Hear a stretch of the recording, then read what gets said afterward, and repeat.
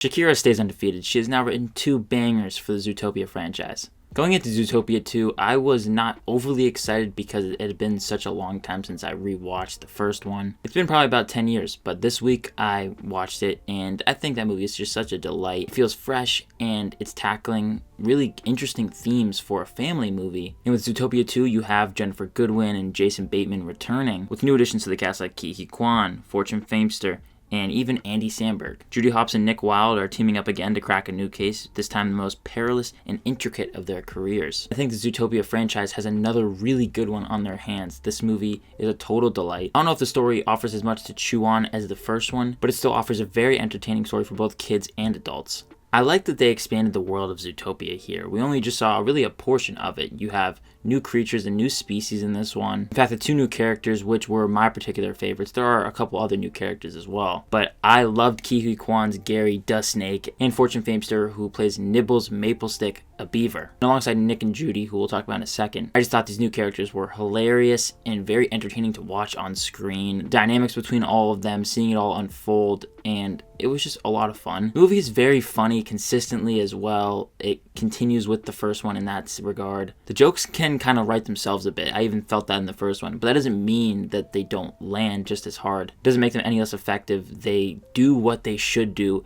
in situations. When it comes to Judy and Nick, this movie is definitely exploring more of their relationship, and I like, without getting to spoilers, how they don't go into a different regard in their relationship. They don't go down the path which I wasn't particularly interested in seeing them explore. The final big moment between Nick and Judy is terrific. It's a moment where our 2 leads acknowledge their challenges and how they affect them. I'm not saying this is a brand new concept that movies before haven't explored. It kind of just caught me by surprise that the movie went for a more serious moment, and I thought that it didn't cut it off with a joke. It really helped drive the point home that the movie was kind of going for in a lot of ways. Going off of that, I don't think the movie is as challenging in its story. Like I said, I don't really think it offers too much to chew on as the first one did. I think the first one opened up for many conversations. I don't know if there will be too many conversations regarding Zootopia 2 afterwards in terms of its story and what it's tackling, especially for parents and little kids, but I don't think that that really takes away too much from the movie because these are 2 very good movies for families overall. They don't have dumb humor. Obviously, the first one has a really interesting story, and it's cleverly written,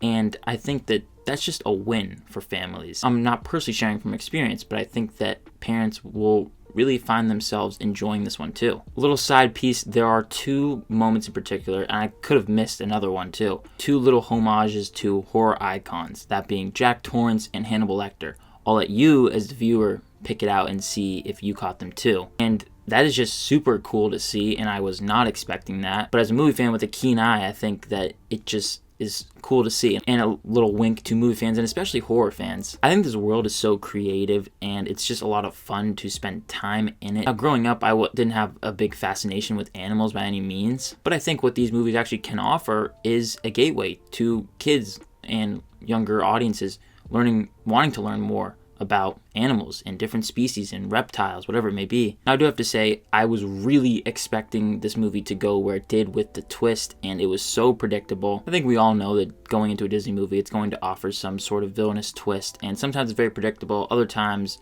it kind of catches you off guard. I would say Zootopia 2 falls into the former, but that's not too much of a big deal for this one. It didn't really hurt the experience overall for me, because this is just a good time at the movies.